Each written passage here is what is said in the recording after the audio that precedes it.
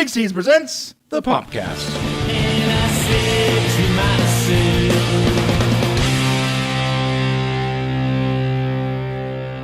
what a wonderful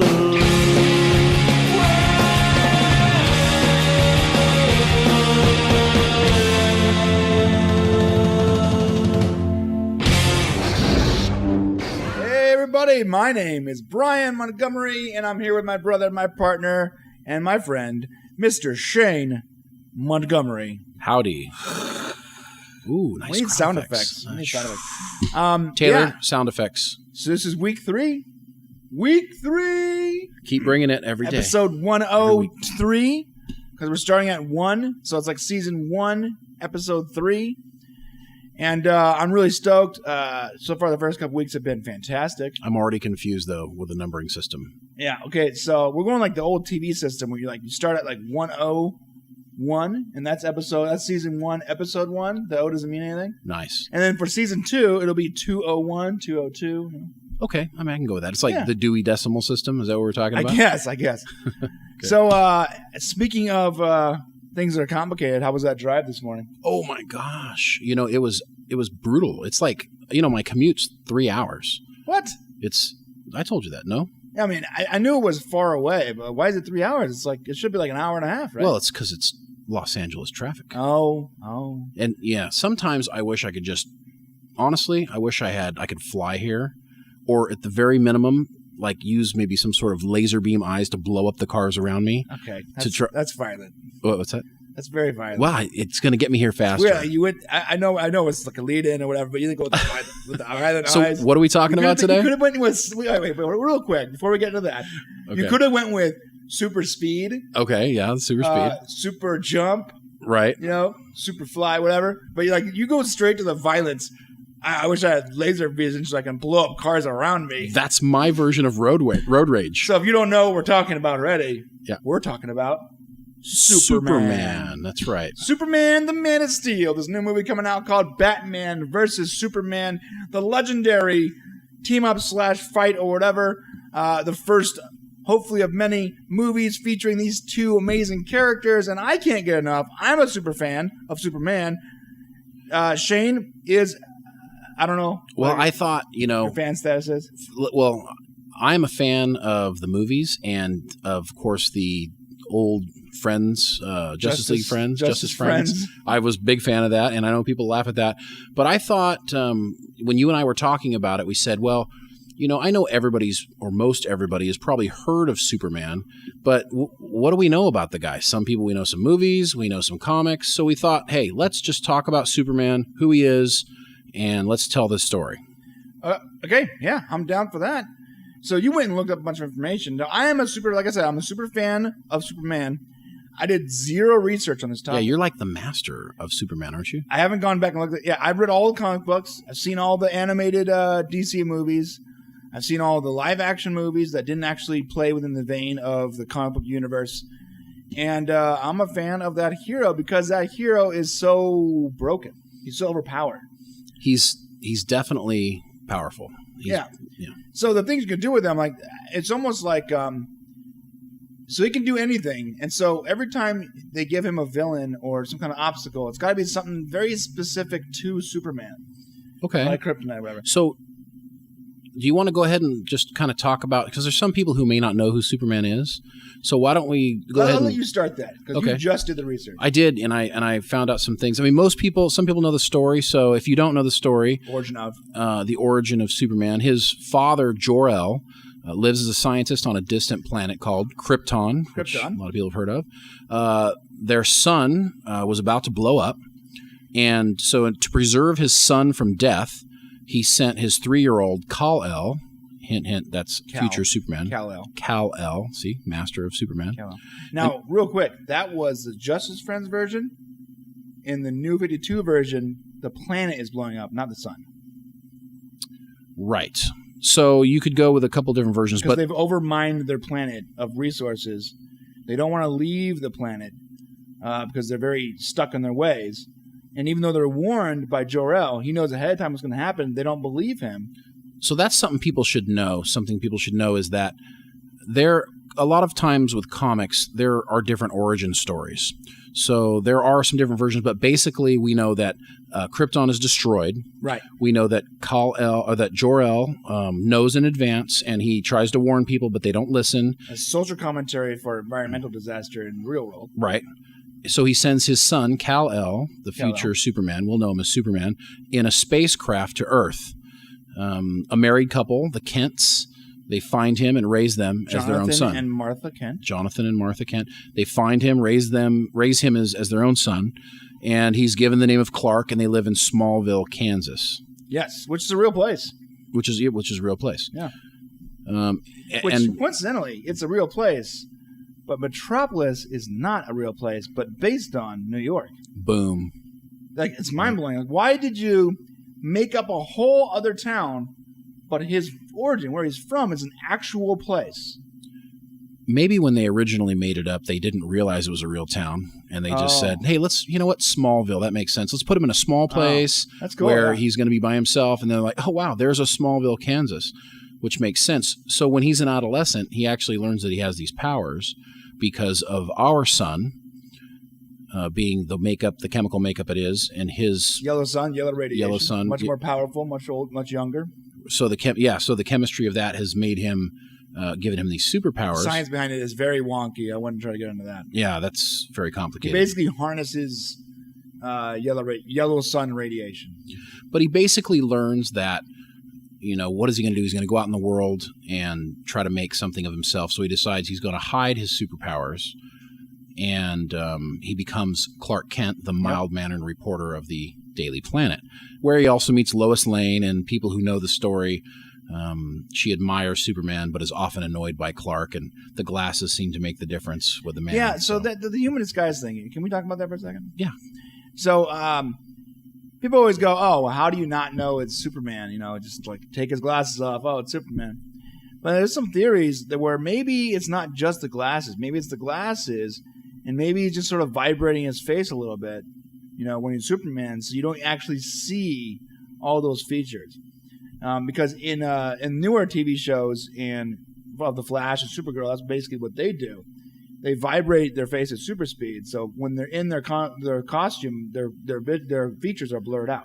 Well, that's a great way to explain it, because it's always been kind of a comedic value of this, where people would make fun of the fact with, oh, my glasses are on, oh, my glasses are off, and it was kind of a joke. So it's kind of cool that in this day and age they came up with an idea to explain why it's not really a joke and it could be serious. I remember in the first movie with Christopher Reed, that actor was genius because he would slump over and be sort of droll and play very frumpy and clumsy as Clark. Oh, golly, Lois. Right. But as Superman, he stood up straight. He was confident. Not clumsy. I mean, that was sort of the trend. I mean, I can see if you don't know Superman, then you wouldn't immediately say, oh, Clark Kent, Superman. But like this, in this day and age, pictures and video, someone's going to match those two up pretty quick. Right, that's true. So now we know that Superman, he went to Metropolis. He got a job at the Daily Planet as a journalist.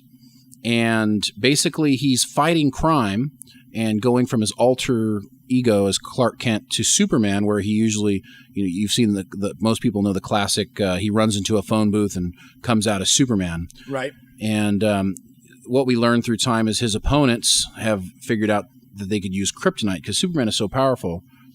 They use kryptonite to actually try to make him weak. Okay, so the kryptonite.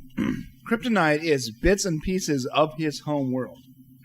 So something about the chemical makeup of the rock that makes up his world sort of removes his ability to absorb yellow sun radiation and become Superman, whatever it is. So when that piece of that world hits the planet, people figure out that it's a weakness. They use it against him. And basically what it's doing is it's taking away his ability to absorb and use yellow sun energy and bringing him back to his normal form. Well, because he's been living his entire life as superpowered, when he becomes normal, it's a very weak state for him. That's a nice explanation. Right. I like that. So let's talk about his superpowers. What is his array of abilities? Well, let's go. You want to go Silver Age, Golden Age, and the current? Well, let's start with the readily recognized, what most people know, and let's then talk about the other ages. Okay, so originally his only powers were super strength, and that's it. Okay. That what came along with super strength was the ability to move really fast, super speed, the ability to leap tall buildings in a single bound. So he would jump using his super muscles in his legs. He would jump far. He would run fast. He would pick up big things, and he was invulnerable. So it was invulnerability, as in you tough skin and all that, plus super strength. They added to it. They added flight, and then eventually heat ray vision, and then for a purpose of storytelling, they added the cold breath. That. Well, he's also got the super hearing, like super senses, super vision, X-ray vision. So after that became popular, they added a bunch of things. They added flight, speed, super senses, hearing, vision, X-ray vision, infrared vision. He can also see far away. He's got telescopic sight. Right, telescopic sight. Right. So there's nothing he can't do. Yeah, he's a god. They're going to have a really hard time. Batman is going to have a really hard Greek time. God, yeah. Well, the New 52, check this out. This is crazy.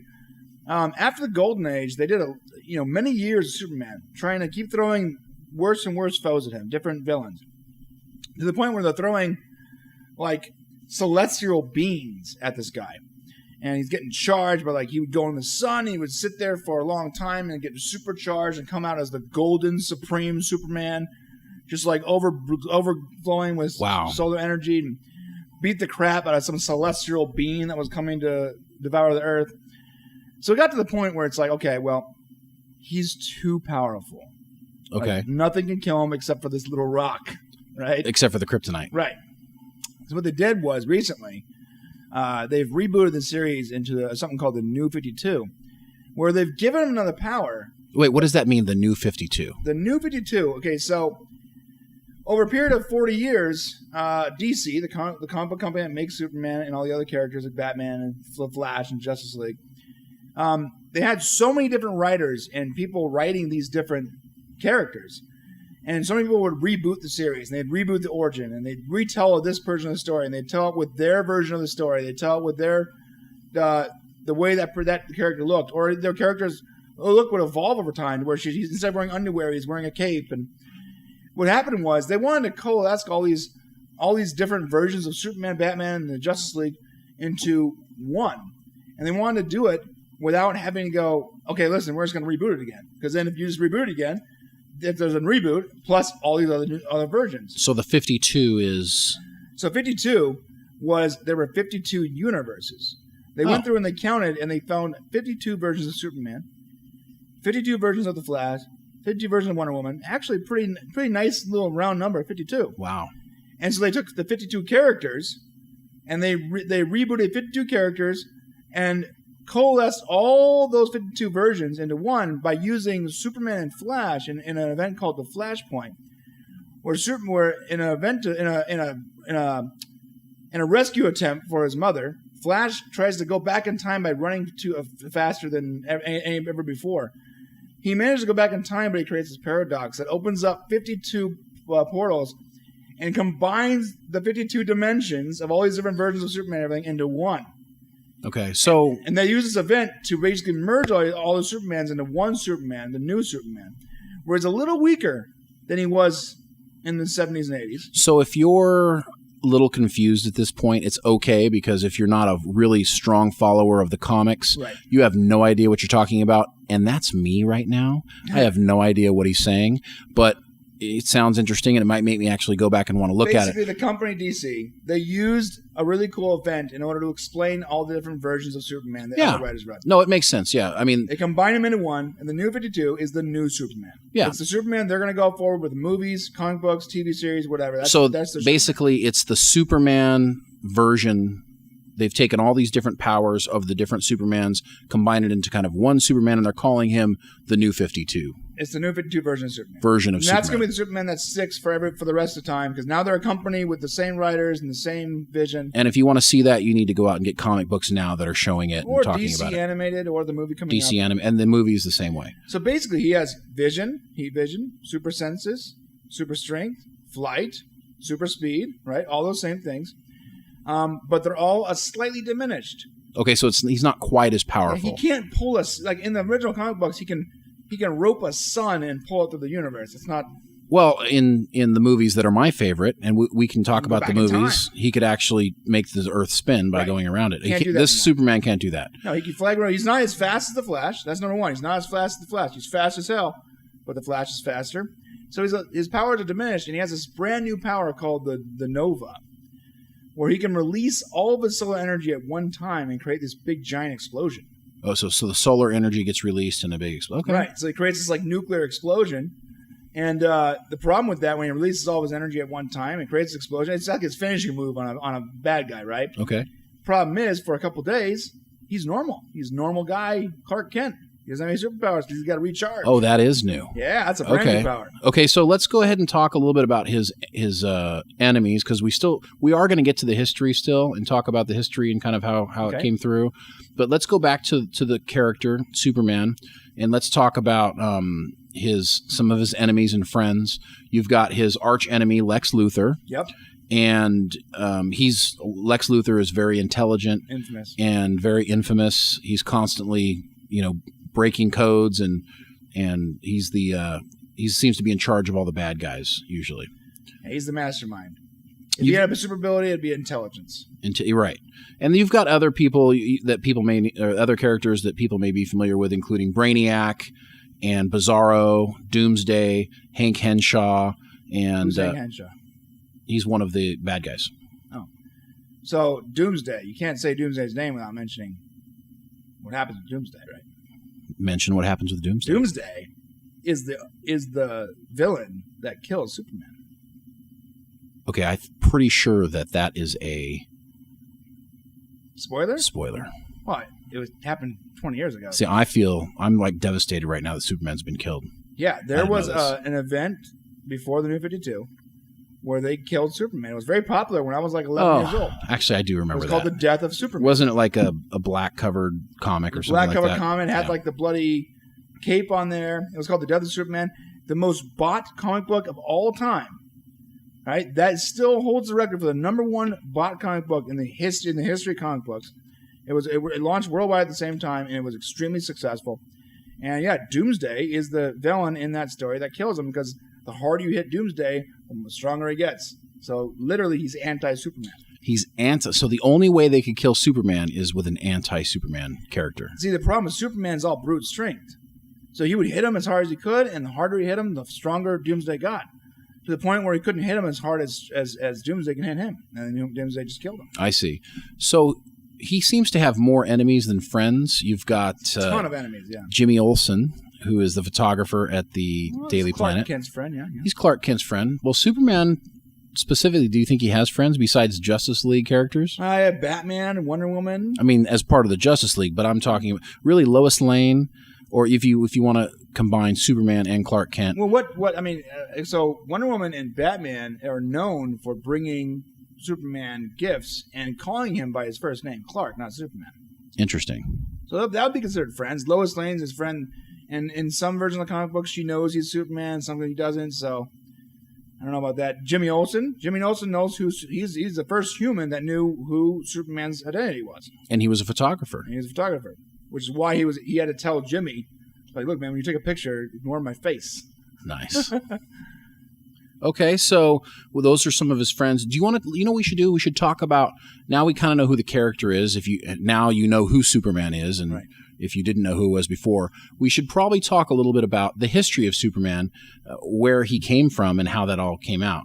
Okay. And what I have here is, it was a recent high school graduate. His name was Jerry Siegel, and he self-published a story in January of 1933. So Superman is very old. And in January 1933, it was called The Reign of Superman.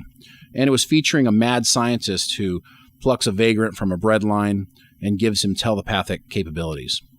So this so-called Superman is intoxicated by power, then kills the mad scientist and begins to take over the world until the enrichment wears off, or the enchantment wears off, and he once again becomes a nobody. So that goes back to that story that you were talking about before. So this mad scientist gives him ability, it wears off, but he wants the ability again. So Siegel created this character which has nothing to do with the current day Superman, and he started doing it also with his friend Joe Shuster. And Shuster actually illustrated the piece. And what happened is they kind of revamped Superman as a good guy with an alien backstory and a secret identity and a cape, among other features that would come to define him. So for several years, Siegel and Shuster, they kind of unsuccessfully pitched the comic strip idea to newspapers who kept turning them down. And finally, a predecessor to DC Comics, they asked them to rework it into a 13-page story for Action Comics #1, first episode. Yeah. Which would go on to become the most valuable comic book of all time. All time? One of them sold for $2.16 million at auction in 2011. Yeah, estimated value of just over $5 million now. That's amazing. Yeah, that's crazy. That's probably mint condition, right? I mean, it's kind of $5 million. Piece of paper. $5 million. There's a whole like court case and struggle between DC Comics and the family of Shuster about ownership of Superman. Well, see, that's what's interesting is because Siegel and Shuster, they sold the rights to Superman for $130. Right? No, I bet they're kicking themselves now, right? Or they would have been, shortly after that. But see, here's the deal. Siegel and Shuster, they earned fairly high wages writing and illustrating the Superman comics. So they weren't really worried about it, but they didn't get any royalties, and they signed away their rights to the character. And that's probably what the courts eventually came to. I'm not sure what the exact judgment was. I know for a fact that the reason why Superman's being made now, Batman vs. Superman, is because about 5 years ago, they finally settled that case with the Shuster family about who owned the rights to Superman. There was a point where they owned some of the rights to Superman, like for comic books, but they couldn't use them for movies unless it was a different version of it, which is why the comic books and movies never matched. It's this weird thing. They can make animated movies, but they couldn't make live action. Right. I don't know, but eventually they came to a agreement because we had Man of Steel shortly after. Well, in 1947, the two were fired for filing lawsuits against DC Comics. So they were like, boom, they fired him. But Siegel returned. He was financially struggling. He returned in 1959, and he basically accepted a standard pay, and he didn't get a byline for Superman after that anymore. So I think DC really had him by the short and curlies. So, well, I'm glad they came about because that actually kicked off a whole array of characters that eventually I'm sure we'll get into in other shows. So now we have the history of the actual printed, character. What else you want to talk about? You want to talk about maybe some of his most valuable, some of his most famous exploits in the comic books, and now what's coming out in the movies. Yeah, because, we definitely should talk about that. I also wanted to mention we should talk about the movies because starting in the late 70s is when the first, there was the series. You had the TV series for Superman. I remember, yeah. Which lasted... I believe it was in the 50s, 60s. I mean, Superman was on the radio. So Superman's been a part of the pop culture icon. Georgie. For this whole time. What was his name? George. I never remember his name. The actor that played the first Superman, his name was George. Oh, gosh, I don't remember it off the top of my head. I'm sure his first name is not his last name. I'm sure somebody will let us know, though. All right, well, let's see. Let's go back. There was the original series with George. Let's say George. And then shortly afterwards, we had, not shortly, but in the 70s, we had... Christopher Reeves. Superman, which was my favorite Superman of all time. Right? I know you love that. You always hum the theme song. Yeah. And then after Christopher Reeves, there was Dean Cain. The TV show. Yeah. Lois and Clark. Right? That was an interesting show. Yep. And after that, there was Tom Welling in Smallville. Okay. Right? He played Superman.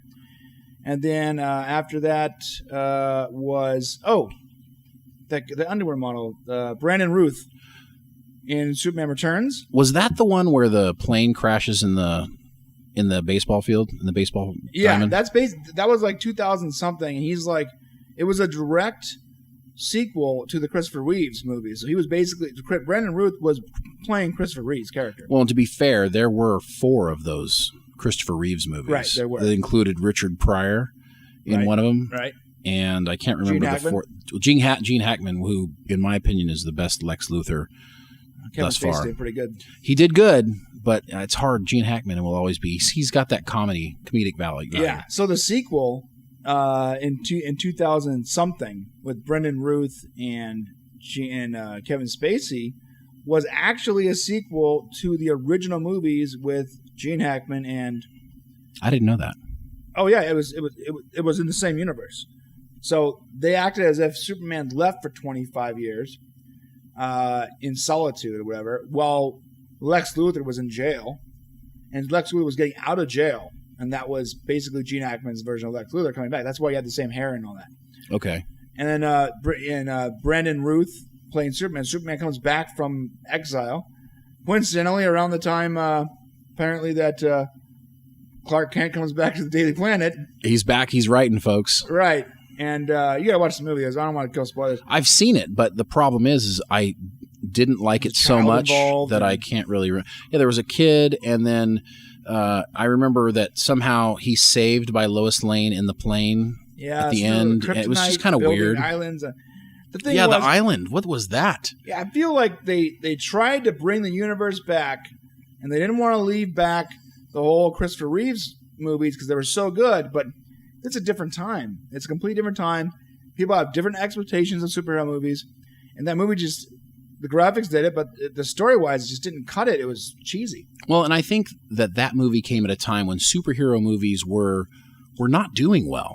The whole grouping of movies didn't do well. And now we've got this Man of Steel that came out. X-Men came out. X-Men was doing well. Right. And so they were trying to copy that.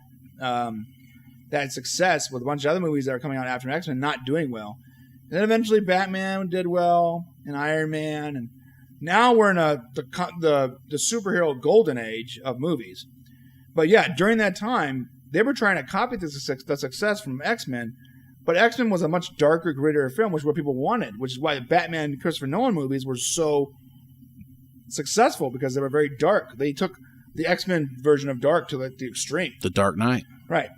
But then Man of Steel, which had that darker tone, and the director is well known for that dark style of film, but it had the same. I felt like it had the tone of Superman, the character I knew growing up and watching on cartoons and reading comic books, and I liked that movie a lot. It was one of my favorite of all time superhero movies. It wasn't as well received by everybody else, but some people love it, some people don't like it. If anything, you can at least admit to everybody that watched it, it's a great start to a new franchise. And I think that's what happened is you have the Christopher Reeves people who really grew up with those movies and loved them, and then they got this kind of new reboot, the way that it was done, which, by the way, excellent acting, excellent performances by the two dads in the movie. Yeah, Kevin Costner. Kevin Costner. And whatever his name is, I always forget. No, Kevin Costner did so good. Mm-hmm. That scene, and this. Hey, listen, if you haven't seen the movie yet, it's old enough for a sequel to be coming out in a week, so it's not a spoiler. Well, he was. You've got Russell Crowe. Russell Crowe, right. who was Jor-El. Yeah, he did great. And he was fantastic. And then you've got. He was like the best part of the movie. And then Kevin Costner came. You're like, no, maybe Kevin Costner's right. the best part of the movie. It was hard to which dad is better? It was almost like, which dad? And then Kevin Costner, of course, is like, no, stay back. Oh, that was so good. Right. Just the bridge stay back. scene. Don't give up don't let people know who you are. He was willing to die to protect his son's identity. Oh, God. I pray that I can die that way. I pray that when it's my turn, I reached over to my sons and I'm like, no. And then I'll be like, please, quickly send 911 over. I need help and assistance immediately. So I put my hand up and then turn around and say, come get me. Come quickly. So who cares about your secret identity, bro?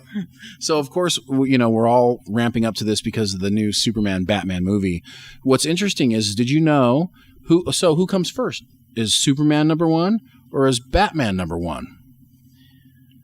Oh, wait, no, let me tell you. Let me tell you.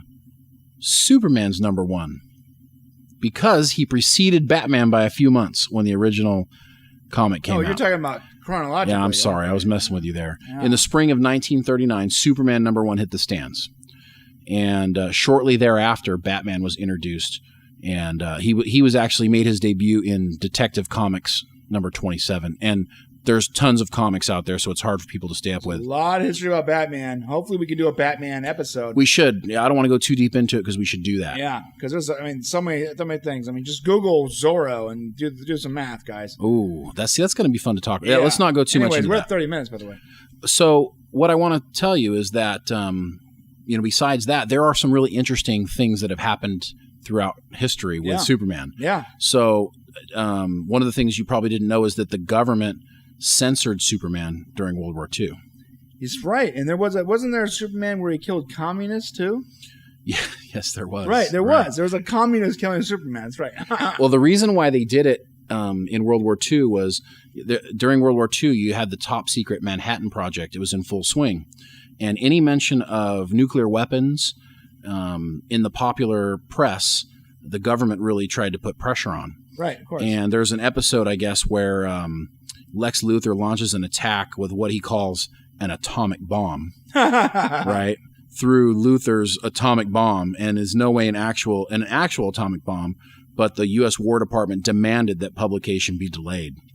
And the War Department they actually also censored another comic book, which was written after the bombing of Hiroshima and Nagasaki, in which Superman basically films an atom bomb test for the army. So they just said, we're going to put a stop to all this during World War II, and no Superman. Similar restrictions were on the Captain America films. Captain America was actually made as propaganda. It was created as a character to feed propaganda for the United States as this hero that can fight the Nazis and all that.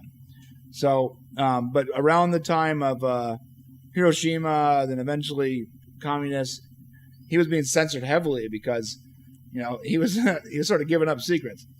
All right, well, that's interesting. Yeah, so that's something different. There's a couple other things too. The actors who've played Superman have suffered grave misfortunes. So same as the Joker actor. Some people, it's really weird how how that comes across. So it's called the so-called Superman curse, and of course it got its start with George Reeves. That's who you're talking about, George Reeves. He was the actor who played in the 50s TV show, and that was great. That's when you got the intro about the faster than a locomotive, right? And then, faster than a speeding bullet, and then more powerful than a locomotive. That was can leap tall buildings in a single bound, and all that. It's a bird. It's a plane. No, it's Superman.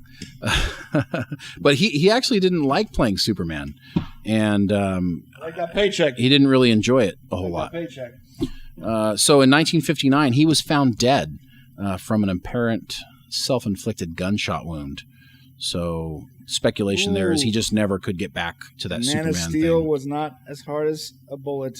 Right. And then also you've got tragedy struck Christopher Reeve. That was a bummer. He was the star of those 4 Superman movies, and he was paralyzed from the neck down. From horseback riding. Yeah, it was in 1995. Goodness. And it's really... Isn't that ironic? It's really sad. What about Dean Cain?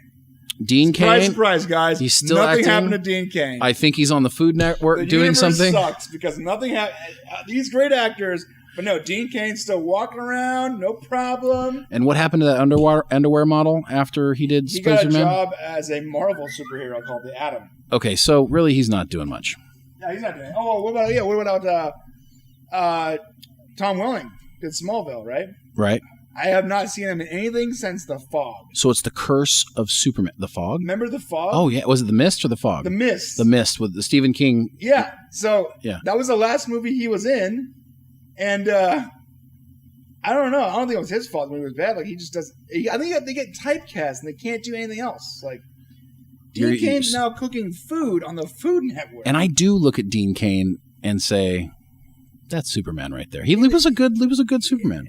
Dean Cain was not a good Superman. I mean, he was a good, I don't want to say good looking, but good looking Superman. It was like a soap opera version of Superman. That's what the time was all about. I mean, what was that? When was that? The 90s? Yeah, it was all soap operas. It was all trying to do that. Novellas. So I think that's all I have. That is all I have. Now I really want to watch Superman. Yeah, we encourage everybody to write us.